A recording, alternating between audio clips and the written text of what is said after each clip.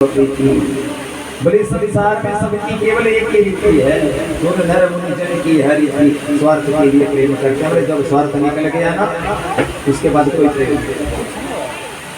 जब तक स्वार्थ था तब तक वो आपके, बोले जब स्वार्थ निकल गया बोले कोई किसी का नहीं। पुत्र को स्वार्थ कब तक था, बोले शादी नहीं हुई, शादी के बाद ना जैसे ताले में चाबी लग गई, बोले वो चाबी के बिना कुछ नहीं कर सकता। ठीक है, वैसे मेरे पुत्र अब कोई काम नहीं घर में करना सोचेगा ना, तो पत्नी की आज्ञा के बिना कुछ नहीं कर सकता। घर से अगर बाजार गया, बाजार से कोई चीज भी लाएगा ना, तो पत्नी को पूछेगा बोले माता पिता को दे दूंगी नहीं दे ऐसा कि नहीं, बोले दे दूंगा बाप को कि नहीं दे। तो संसार की रीति है, अगर पत्नी ने बोल दिया यस जाओ तो ठीक ठीक। अगर पत्नी ने बोला बोले नहीं, वो तो बोले मुझे सुबह भी गालियाँ देते हैं, शाम को भी गालियाँ देते हैं। सुबह गालियाँ किस लिए, बोले आज तो घर में सोई रहती है, और शाम को गालियाँ किसके लिए, बोले जल्दी घर नहीं आती, सहेलियों के पास चली गई, बोले कब तेरे गाती है पूरा बोले बहुत गालियाँ देते हैं। इसलिए क्या बोले फल भी नहीं दे सकते। जिन माँ बाप ने दुखों के साथ पाला, वो पुत्र उन माँ बाप के लिए पराया हो जाता है। वो पुत्र उनका क्या उनकी सेवा करने से भी वंचित हो जाता है। लेकिन याद रखना, जब अपना बुढ़ापा आता है ना, वृद्धावस्था कर कर काम पे आए आगे फिर याद आती है पुरानी, बोले बचपन में थे तो आनंद लिया जीवन। विवाहावस्था आई, जैसे सूर्य सिर के ऊपर होता है ना, आग की तरह दिखते, ठीक वैसे ही रहे, आगे की तरह हमारी जिंदगी निकल गई। लेकिन जब वृद्धावस्था आई ना, तो जीवन कैसा हो गया, थर थर कांपने वाला। जब हम युवा थे, हमने माँ बाप की सेवा नहीं की, फिर जो हमारे आगे चलने को कौन सी हमारी सेवा कर रहे हैं, कोई करेगा कोई नहीं करेगा।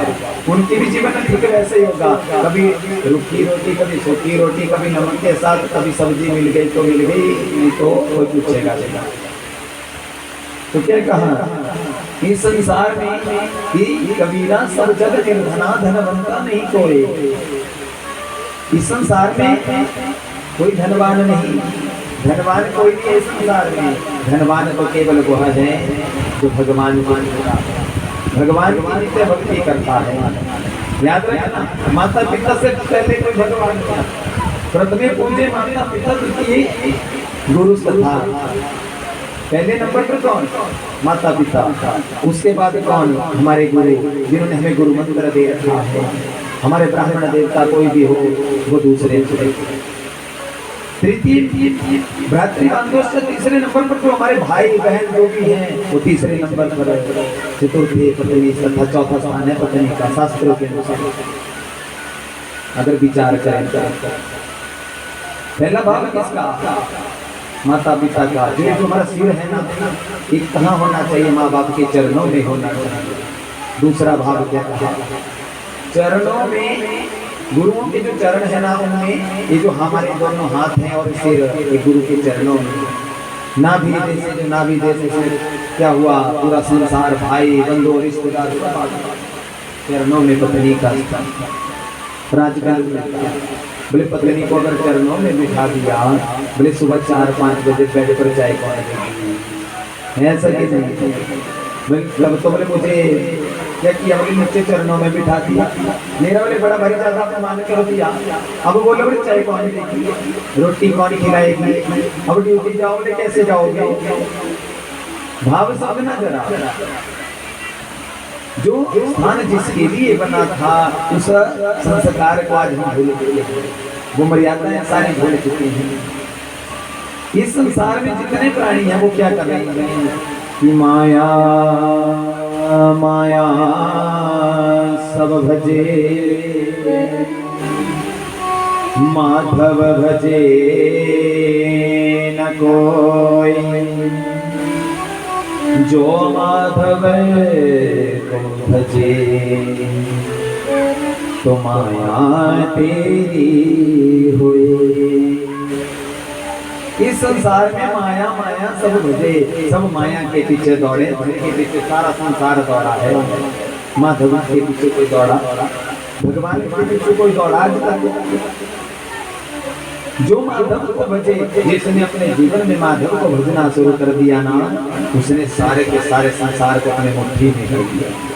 जिसने भगवान को अपने वश में रख लिया, उसने तो पूरे संसार को कर दिया। उसके बाद क्या कहा कि तापत्रय विनाशाय श्री कृष्णाय वयम नमः। वयम शब्द अपने लिए कीर्तन किया वेद व्यास ने।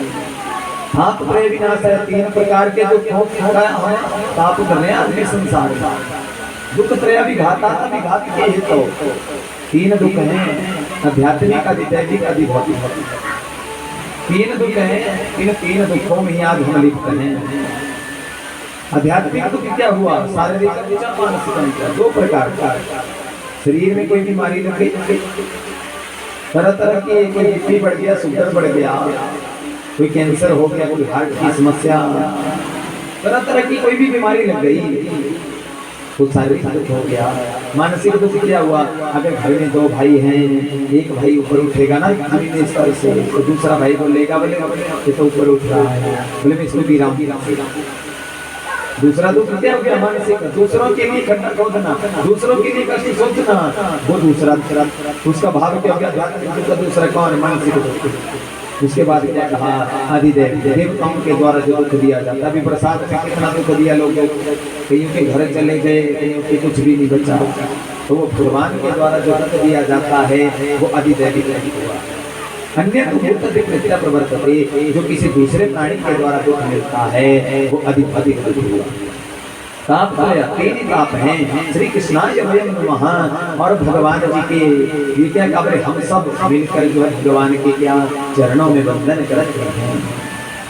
अपने लिए नहीं कहा, बोले सभी, हम सब, जितना भी ये संसार है, जितना भी परिवार है, संसार जो भी है, हम सब मिलकर आपके चरणों में प्रणाम करते हैं प्रभु। आपकी कृपा के कारण ही सब कुछ है। तो भगवान ने, जिस भगवान ने संसार की रचना की, बोले कितने सुंदर होंगे वो, कितना सुंदर मनोभाव उन भगवान का होगा, कितना सुंदर उनका स्वरूप होगा। कभी विचार किया, जिस भगवान ने संसार की रचना की, कितने सुंदर पेड़ पौधे थे, कितने सुंदर वनस्पतियां, कितने सुंदर जीव जंतु, पक्षियों का चहचहाना कितना सुंदर, मोर कितना सुंदर आवाजें निकालते, कितना सुंदर उसका शरीर है। तोते को देख लो कैसे वाणी मनुष्य की तरह बोलना शुरू कर देता है। जिस भगवान ने संसार की रचना की वो भगवान कैसा होगा। बरहा पीड़म नटवर वपुः कर्णयो कर्णिकारं बिभ्रदवास कनककपिशं वैजयन्तीं च मालां रन्ध्रान् वेणोरधरसुधया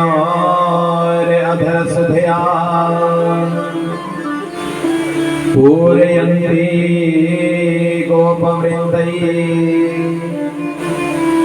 वृन्दारण्यं स्वपदरमणं भावविसुतैः च कीर्तिं परहापीडं नटवरवपुः। भगवान का सुंदर रूप है। कर्णीय हो कर्णिकारं, बोले कान दो, लेकिन जो कर्णिका जो शायद पुष्प लगाया बोले वो केवल लगे कैसा रहा कान है। उनका कितनी सुंदर आभा है। मोर मुकुट को धारण किए हुए, पीतानी अंबराणी ऐसा पीले वस्त्र धारण किए हुए, ऐसा सुंदर मनोभाव है। बहुत ही सुंदर मनोभाव है। ऐसा सुंदर मनोभाव की जैसे उनके बराबर कोई सुंदर नहीं। सर्वांग सुंदर मनोभाव तुम्हारा, नाम है तेरा कारण हरा। बोले प्रभु आपका जो स्वभाव है ना वो सर्वांग सुंदर है और नाम है तेरा कारण हरा। बोले प्रभु तो हमसे पार नहीं हो सकते, आपका नाम लेने से वो हमसे पार हो जाते हैं।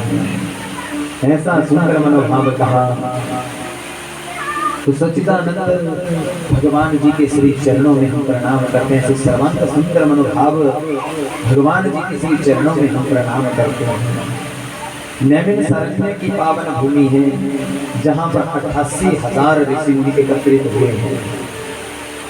88,000 ऋषि मुनि एकत्रित हुए हैं और वहां पर यज्ञ अनुष्ठान जब तक चला हुआ है, यज्ञ चला हुआ था। और तभी वहां पर क्या हुआ, सूत जी आए हैं।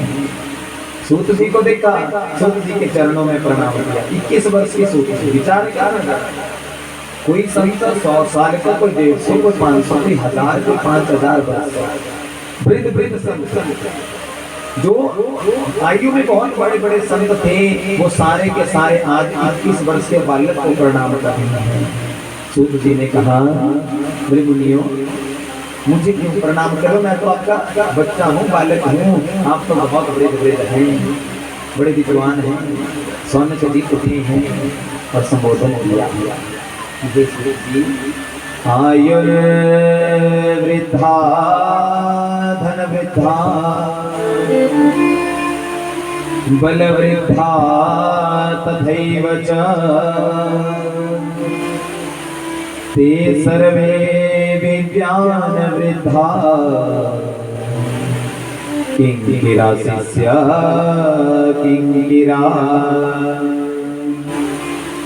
क्या कहा, आयु वृद्धा धन वृद्धा, बोले भले ही हम उम्र में आपसे बड़े हैं, विचार करना जरा, उम्र में भले बड़े हैं, आयु वृद्धा धन वृद्धा तथैव च, बोले भले हमारे पास ना पैसों की जितनी मर्जी गड्डियां हो, जितने मर्जी कमरे भर रखे हो, बल वृद्धा तथैव च, भले ही हम बल में आपसे ज्यादा हैं। ते सर्वे विज्ञान वृद्धा, बोले ज्ञान है, सर्वे विज्ञान वृद्धा, बोले जिसके पास ज्ञान नहीं ना, बोले उसके बराबर कोई नहीं। इसलिए ये प्रभु आपके पास भी इतना ज्ञान है, उस ज्ञान का कोई क्या नहीं कर सकता, कल्पना नहीं कर सकता।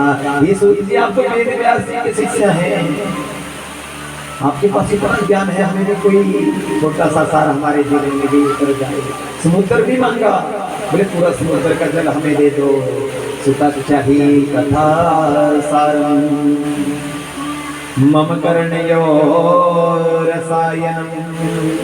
क्या कहा, बोले पूरा समुद्र नहीं चाहिए, कोई ऐसी कथा हमारे जीवन में भी आ जाए जो हमारे कर्णों से, जो कान है ना, इन कानों से हमारे हृदय में प्रवेश करे और हमारा हृदय कैसा हो जाए, कोमल हो जाएगा। जो हमारे भाव को, हमारे जीवन को क्या करते, हमारे जीवन को भी आपके चरणों में समर्पित कर दे, भगवान के चरणों में समर्पित कर दे। ये सोचे से कोई ऐसी कथा सुनाई, आप तो वेद व्यास जी के परम प्रिय शिष्य हैं, तो क्या कहा, श्रेयसां यद् भवेत् श्रेयं पावनानां च पावनम्। हमने कोई पूरी भागवत की कथा नहीं सुननी, केवल कथा सार, केवल सार सुनाइए प्रभु, सार सुनना है, कोई कथा नहीं सुननी बड़ी भारी। क्या उनके पास नहीं था, इसी दुनिया के पास मैं नहीं था, विचार कराना जरा। जितने भी सौनकादि ऋषि मुनि हैं, उनके पास मैं नहीं था। अरे इनके पास तो समय था, लेकिन जो कलयुग के हम जैसे, आप जैसे प्राणी है ना, उनके पास समय नहीं। अगर हमें कोई बोले ना, किसी की निंदा करनी, किसी की बुराई करनी, पूरा दिन बैठे रहेंगे, कहीं बोले ताश खेलनी, पूरा दिन बैठे रहेंगे, जुआरियों के संग में बोले वहां बैठे रहेंगे, जहाँ गप्पे चलिए वहां बैठे रहेंगे, लेकिन जहाँ भगवान की भक्ति का साक्षात्कार हो रहा हो, वहां हम लोग जाएंगे ही नहीं। विचार करना, पूरे जीवन भर पाप कर्म कर लिए, अगर जीवन में एक बार भी भगवान का नाम ना भाव से ले लिया, तो वो एक बार लिया हुआ नाम भी भाव से हमें भव से पार कर देगा। अजामिल ब्राह्मण की कथा आती, आगे चले गए सष्टम स्कंद में, तो नाम की महिमा का गुणगान किया गया है, क्योंकि कहते भगवान की कथा सुनने के क्या उनके पास समय नहीं था। बोले कलयुग में हमारे जैसे जो प्राणी होंगे ना, उनके पास समय नहीं होगा, इसलिए क्या कहा, सुता ही कथा सारम करणयो रसायनम, केवल कथा का सार। बोले कथा तो मैं सुना दूंगा। सूत जी प्रसन्न हो गए, बड़प्पन दिया ना, बोले हम बड़े हैं, बोले कथा तो मैं सुना दूंगा, लेकिन पहले नियम समझ लो। जितासनो जित श्वासो जितेंद्रिय जित संगो। बोले सबसे पहले अपना आसन जीत लो। जिस आसन पर आप कथा शुरू होने से पहले बैठ गए ना, उसी आसन पर बैठे रहे। जितासन जित श्वासो। और फिर क्या करना, अपने श्वास को जीतना है। जीतोगे कैसे? बार बार भगवान का नाम लेते रहो। कथा में कथा से उठ के जाएंगे तब भी। जित श्वासो जितेंद्रिय जित संगो। इंद्रियां हैं जो ना हमारी, ये एकदम इधर उधर चली जाती है, इसलिए इन इंद्रियों को भी अपने बस में रखो। जितासनो। बोले जिस आसन पर बैठ गए, बोले थक गए तो खड़े हो जाओ और पुनः उसी जगह बैठ जाओ। बोले लेकिन आसन परिवर्तित नहीं होना है। जिस आसन पर आप विराजित हुए हैं, उसी आसन पर एकाग्रचित होकर आपको कथा में बैठना है। 3 घंटे 4 घंटे 5 घंटे जितनी देर कथा चले, हंसने की चाहिए। कथा तो मैं सुना दूंगा। और क्या कथा सुनाना प्रारंभ की है कि एक समय की बात है। देव ऋषि नारद जी तीर्थों का तीर्थाटन करने गए हैं। तीर्थों का तीर्थाटन करने गए हैं, सभी तीर्थों का दर्शन करने के लिए गए हैं। भागवत में 3 करोड़ 10 लाख तीर्थों का वर्णन आता है और स्कंद महापुराण में 3.5 करोड़ तीर्थों का वर्णन आता है। विचार करना, 3 करोड़ 10 लाख तीर्थों का उल्लेख किया गया। इतने तीर्थों का दर्शन करने गए हैं। जब तीर्थों का दर्शन करने आए, दर्शन करके जब आए, देखा कहीं पर भी क्या नहीं, शांति नहीं। कहीं पर भी ऐसी कोई जगह नहीं है जहाँ पर आराम से बैठ सके भगवान की भक्ति। क्या कहा? न पश्यम कुत्रचित् धर्मा मनः संतोषकारकम्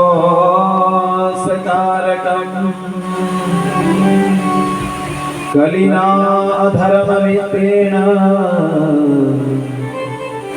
धर्मेम बधिताधुना। क्या कहा? बोले कहीं पर भी धर्म नहीं मिला। कलिना अधर्ममित्रेण। बोले जहाँ भी गया अधर्म ही अधर्म मिला। एक भाई दूसरे भाई के लिए नहीं। पुत्र अपने माँ बाप की चिंता किए बगैर जा रहा है। पत्नी संसारिक बंधनों में बंधी है। बच्चे अपने मोह जाल में पड़े हुए हैं। सब अपने अपने जीवन में क्या करें? अधर्म का पालन करेंगे। पुत्र नपस्य पुत्र चित धर्म। बोले कहीं भी धर्म नहीं मिला, कहीं भी धर्म नहीं मिला। सारे का सारा भ्रमण किया। अब भ्रमण करते करते गंगा, गोदावरी, नर्मदा, यमुना सभी नदियों का दर्शन किया। और जब वृंदावन में पहुंचे हैं, तो वृंदावन में जब पहुंचे ना, तो वहां पर जैसे ही पहुंचे हैं, तो वहां पर क्या देखा? क्या देखा? वृंदावन सुंदर है ना। वृंदावन सो वन नहीं, नंदगांव सो गाँव। बंसी बट सो बट नहीं, कृष्ण नाम सो नाम। वृंदावन में कृष्ण नाम और राधा नाम की सबसे ज्यादा महिमा है। जो भी वृंदावन में जाता है, बरसाना में जो जाता है, भगवान के नाम का सहारा लेता है। क्या कहते हैं? मेरा मन पंछी चाहे उड़ वृंदावन जाऊं, ब्रज की लता पता में मैं राधे गाऊं। ब्रज की लता पता मैं राधे राधे गाऊं। मेरा मन पंछी बोले उड़ वृंदावन जाऊं, ब्रज की कथा बताओ मैं राधे राधे गाऊं। ब्रज की कथा बताओ मैं राधे राधे गाऊं। मैं श्यामा श्याम गाऊं। मैं राधे राधे गाऊं। मैं श्यामा श्याम गाऊं। मेरा मन पंछी बोले उड़ वृंदावन जाऊं। मेरा मन पंछी बोले उड़ वृंदावन जाऊं। ब्रज की कथा बताओ राधे राधे गाऊं। ब्रज की कथा बताओ मैं राधे राधे।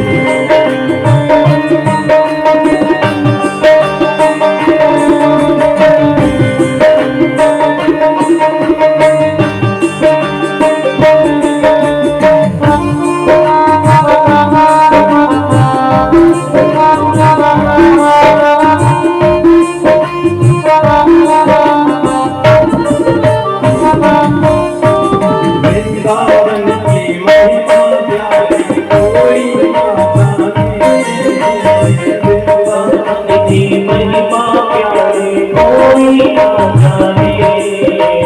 प्रेम नगरिया मनमोहन की देवी पहचाने। महिमा क्या है कोई ना जाने। प्रेम नगरिया मनमोहन की देवी पहचाने। ब्रज गलियों में झूम झूम के ओ ब्रज गलियों में झूम झूम के अपन बुझाओ ब्रज की कथा बताओ। राधे राधे गाओ ब्रज की कथा बताते राधे राधे गाओ।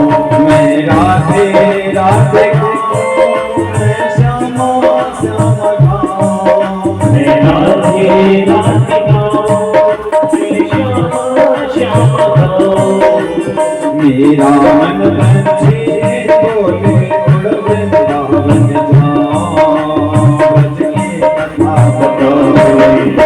राधे राधे गाओ ब्रज की कथा बताते मैं राधे राधे गाओ।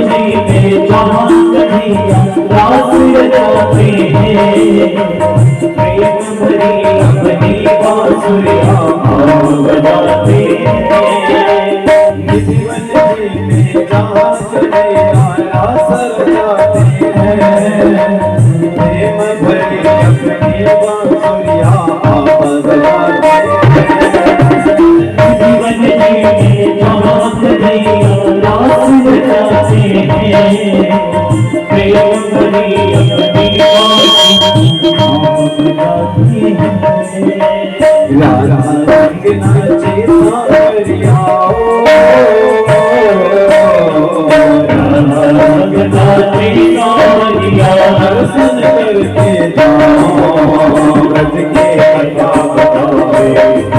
राधे राधे ब्रज की कथा बताते राधे राधे गाओ। मेरा मन पंछी बोले उड़ वृंदावन जाओ। मेरा मन पंछी बोले उड़ वृंदावन जाओ। ब्रज की कथा बताओ। राधे राधे ब्रज की कथा बताते मैं राधे राधे।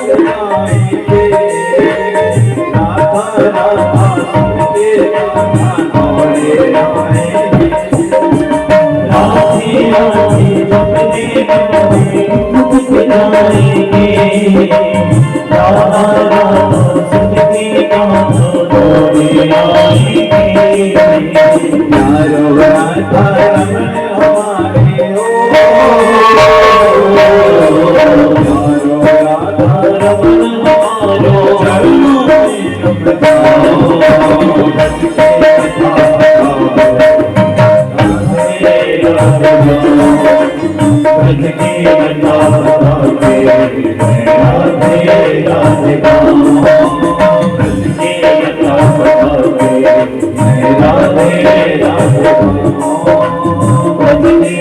राधे राधे ब्रज के लता के राधे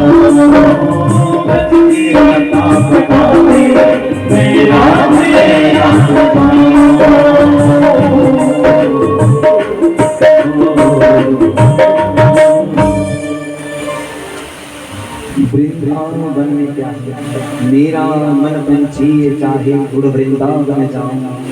सभी प्राणियों के मन का एक भाव है, सबके मन की इच्छा होती है अपने वृंदावन जाना। गया वृंदावन से बोलो गए वृंदावन एक बार जरूर जाना, जीवन ज्यादा ना हो सके एक बार अवश्य जाना। यहाँ का और वहाँ कहाँ कहाँ बहुत, अरे कहे यहाँ का और वहाँ का। वृंदावन में सभी प्राणी जाना चाहते हैं, सभी वहाँ पर क्या करना चाहते हैं कि हमारी भी हाजिरी ठाकुर जी के दरबार में लग जाए। लेकिन कुछ पारिवारिक कारणों से नहीं जा पाते और कुछ घर के काम काज में रहना चाहते हैं। मेरे घर के काम काज हो जाए, बोले वही होता है। तो नारद जी वृंदावन जब पहुंचे ना, तो उन्होंने क्या देखा, एक युवती को देखा। युवती को देखा ना, उसके अगल बगल में दो ज्ञान और व्याख्या दोनों अगल बगल में बैठे हैं। नारद जी गए, पूछा बोले कौन कौन, बोले मैं भक्ति, बोले भक्ति हो, बोले तुम्हें तो बड़ी जुबान लग रही है। बोले अगल बगल में दो पुरुष कौन, बोले मेरे दो, बोले कौन, एक ज्ञान और दूसरा ज्ञान और वैराग्य है कौन, जो मूर्छा में पड़े हुए हैं, मूर्छित होकर हो गए हैं।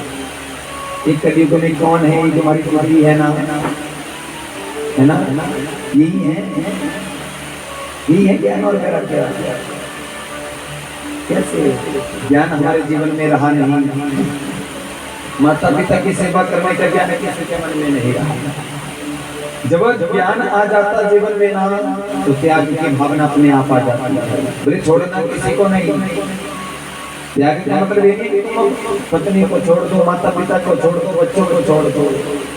त्याग का मतलब क्या हुआ, बोले छोड़ना किसी को नहीं।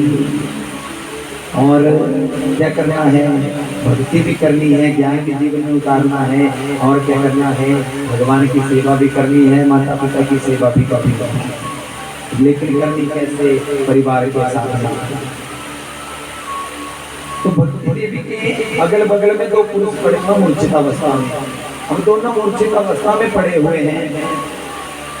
तो विचार करना, दोनों अगल बगल में। नारद जी ने पूछा, बोले कौन, बोले मूर्छित हुए हैं, मेरे पुत्र हैं, वे कैसे हैं, तो मूर्छा की। तो नारद जी ने क्या किया, वेदों के सारे मंत्र कानों में फूंकना शुरू कर दिया। जितने भी वेदों के मंत्र थे ना, सारे के सारे बोलना शुरू कर दिया। थोड़ी देर के लिए मूर्छा की, फिर गिर गए, गीता का पाठ करा दिया, सब कुछ करा दिया। लेकिन हुआ क्या, जो मूर्छा थी ना, क्षण मात्र के लिए टूटी और फिर मूर्छित हो गए। हम मूर्छित हुए। नारद जी ने सोचा कि वेद वेदांत बहुत से, मैंने तो वेदों का पान करा दिया, वेदांगों का पान करा दिया, 4 वेद 6 वेदांगों का पान करा दिया। गीता पाठ है और गीता का पाठ का पान करा दिया। बोले फिर भी की चेतना क्यों है। अब चिंता में पड़ गए। इतने में आकाशवाणी हुई है, श्रीमद् भागवताम नापासतो गीता सुखादि। बोले तुम इनको भागवत का पान कराओ, कथा का इनके जीवन में पान कराओ। अब भागवत भगवान का पान कराना है। बोले मैं तो भगवान जो पिताजी हैं दादाजी ने उनका पान करा दिया, बोले भगवत क्या करेगा। तो नारद जी चले हैं, आगे चलकर 4 कुमार मिल गए, सनत, सनंदन, सनातन और सनत कुमार। बोले कहाँ जा रहे हो? कहने लगे बोले जा तो कहीं नहीं रहा।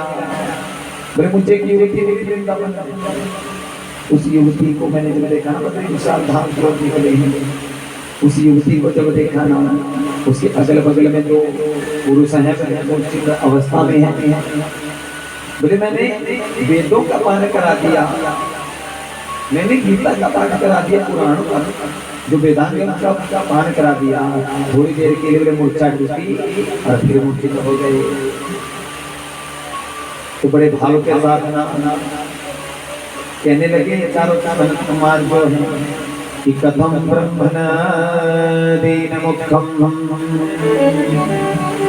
कुतश्चिंता तुरौ भव त्वरित गम्यते कुत्र कुतश्चागमनं तथा। आप क्यों दुखी हो? कथम ब्रह्मण दीन मुखम, क्यों इतनी उदासी बड़े मन में क्यों छाई है? और रो क्यों रहे हो? और इतनी जल्दी जल्दी कहाँ जा रहे हो? चौथा कहने लगा तो बता के जाओ। नारद जी कहने लगे बोले मैंने ऐसा ऐसा किया, और मैंने उसको संकल्प कर दे रखा है, बोले मैं तुम्हारे पुत्रों को जीवित करूंगा, उनकी मूर्छा तोड़ूंगा। तो कहने लगे बोले भागवत का पान कराओ। बोले मैंने इनका बाप सुना दिया भागवत का। बोले तब नहीं, इनकी मूर्छा टूटे। बोले भागवत से कैसे टूटे? तो बड़े भाव के साथ कहा, बोले जो काम बाप नहीं कर सकता वो पुत्र कर देता। अब बताओ जरा, बोले दूध महंगा की घी, क्वांटिटी दोनों की बराबर रख लो, दूध के लिए 1 किलो, घी के लिए 1 किलो, और दोनों का मूल्य देखकर कितना कितना। दूध अगर 50 रुपए किलो मिलेगा, 60 रुपए किलो मिलेगा, तो घी आज लगभग 900 या 1000 रुपए किलो मिलेगा। अब विचार करना कि दूध महंगा की घी, दूध कौन हुआ? दूध हमारे दादा के रूप में हो गए, दधी के रूप में कौन? बोले पिता। फिर बोले दधी के बाद क्या निकला? माखन, माखन से क्या बन गया? बोले घी। तो जो घी बनाना उसकी 1 किलो की कीमत होगी 900 रुपये, दूध की थी 50 रुपये। अब बताओ जरा, बोले बाप महंगा की बोले बेटा, दूध महंगा की घी। बोले स्वामी, बोले महंगा तो घी है। बोले महंगा घी है तो अब वेद तो हो गया, दाता हो गए, लेकिन ये जो भागवत है ना, ये पुत्र हो गया, पोता हो गया। बोले जो इस कथा को अगर तुम उनको सुनाओगे ना, इस कथा को सुनने से उनकी मूर्छा टूट जाएगी। जब ये भाव कहा, नारद जी कहने लगे कैसे व्यवस्था करूं? तो सनत कुमार कहने लगे तुम ऐसा करो, थोड़े से तुम आ जाओ, थोड़ा मैं आ जाऊंगा। वृंदावन से हरिद्वार और हरिद्वार से बद्री विशाल था, एक बराबर दूरी थी। तो हरिद्वार के लिए कहा, बोले हरिद्वार आ जाओ। हरिद्वार में कथा का पंडाल लगा है, व्यवस्था बनाई गई है। नारद जी ने क्या किया? भक्ति, ज्ञान और वैराग्य को लेकर आए हैं। उधर से सनत कुमार, चारों कुमार आए हैं, 4 वक्ता और 4 श्रोता, 4 ही कथा सुनाने वाले और 4 ही सुनने वाले। जब पता लगा ना देवताओं को भी बोले कथा चली है, वो कथा तो चली है, बोले जाएगा तो सारे के सारे देवता, कोई अमृत का पान लेकर आए हैं, तो कोई जो सोना चांदी हीरे ज्वारात, तो बोले हमें भी कथा सुनाओ, हमें भी कथा सुनाओ। बोले हमने भी कथा सुनाई। और हरिद्वार में कथा चली है। सनत कुमार कहने लगे, बोले देखो नारद, कथा का पहला नियम है कि आसन एक ही होना चाहिए, आसन परिवर्तित नहीं होना चाहिए। बोले जिस आसन पर बैठ गए, बोले उसी आसन पर निरंतर कथा सुनानी है। उसके बाद क्या कहा? जितासनो जित श्वासो, अपनी वाणी को भी जितना भगवान का नाम लेते रहना है। और उसके बाद क्या कहा? बोले कथा सुनानी है तो ध्यान बड़ी शुरू करके बड़े का नाम लेते कथा। और जैसे जैसे कथा चली ना, आगे चलकर जैसे ही कथा पुराता की और तो होती है, तो शुरू स्टार्ट जो कोई चीज हो जाती है ना, शुरू हो जाती है, एंडिंग भी होती है। सनत कुमार ने कथा सुनाना प्रारंभ किया और बड़े भाव के साथ कहा, बोले देखो नारद जी, ये जो भागवत की कथा में बड़े से बड़े प्रेत को, बड़े से बड़े पापी को भी भव से पार कर देती है।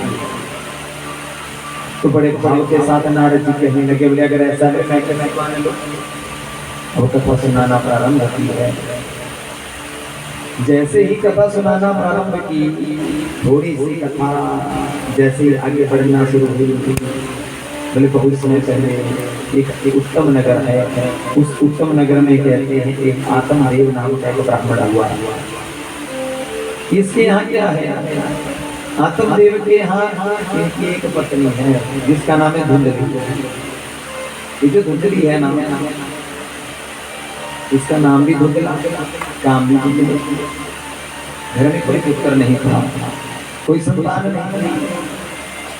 घर में जो तुलसी का बुट्टा लगाते थे वो तुलसी भी सूख जाया करती थी। और क्या कहा, बोली जो घर में एक गाय थी 6 साल से खूंटे में बंधी थी, उसने किसी बच्चे को जन्म नहीं दे रखा था। 6 साल से खूंटे पर बंधी थी, बच्चे को जन्म नहीं दे रखा था। एक दिन क्या हुआ कि पड़ोसियों का आना जाना हुआ। अब पड़ोसी बोलेगी किसी को छोड़ते हो, बोले आत्मदेव तुम नित्य गायत्री का जप करते हो, तुलसी मैया की पूजा करते हो, नित्य भगवान का भजन कीर्तन करते हो, लेकिन